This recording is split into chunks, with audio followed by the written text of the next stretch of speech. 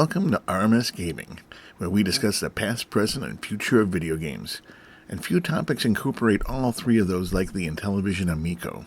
Full disclosure, I have been a supporter of the Amico since Tommy Tallarico first announced his plans to resurrect the storied Intellivision brand a few years ago. And as everyone who has followed from the start knows, 10/10/20 was long planned to be the launch of the system, a date which pays tribute to Tommy's deceased sister who was born on that day. And while 2020 and everything going on ultimately forced Intellivision to postpone the launch of the system to next spring, Tommy always said he would do something special in 10/10. And being a man of his word, he did this.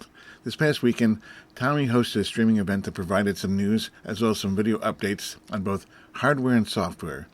The news included the finalizations of a licensing agreement with Data East for Burger Time, Bump and Jump, and Lock and Chase to appear on the Amico. I'm excited because, like many others, Burger Time and Lock and Chase were two of my favorite Intellivision games of all time, and I'm curious to see how they are handled on the Amico. Tommy also announced a global holiday celebration app, and perhaps more importantly, one free birthday game per system, which is a nice touch and reinforces Tommy's vision of a friendly and thoughtful video game company. We were shown a lot more of the system LED functionality, which looks like a lot of fun. We learned, or rather it was confirmed, that the Amico CPU is a Qualcomm Snapdragon, but most importantly, we got an update on the games. My interest in the Amico is as a retro gamer who loves arcade-style games. A good arcade game is exciting, challenging, intuitive, and both simple yet nuanced, with a proper ratio of exhilaration to frustration. The current state of retro and arcade-style games is mixed. Digital distribution and the rise of independent developers has definitely been a huge godsend to the genre, but to be fair, a lot of the indie games I see are modern games with indie visuals or retro visuals, and what I truly desire is retro games with modern visuals, something akin to what Xbox Live Arcade did on the 360, or the types of games Finnish developer Housemarque has been putting out on the Sony platform for the past decade or so, with games like Super Stardust or Resogun.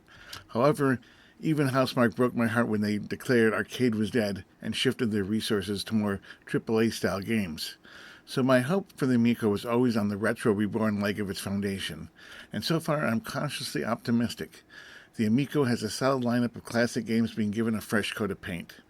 The system itself is even including several of these games with the console. If you buy an Amico, Skiing, Shark, and Astro Smash are pre-installed along with a very Wii-esque version of Cornhole.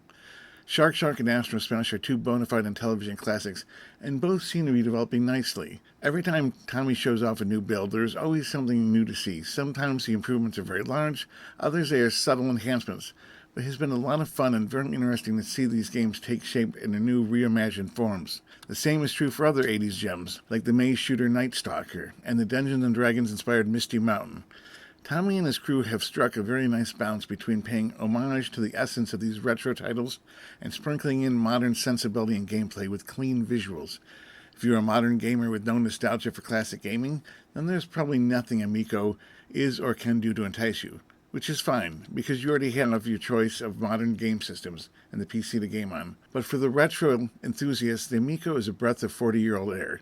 And to all of us who experienced the video game crash in 1983 and saw our favorite systems just dying in front of our eyes, it is an almost unimaginable second act.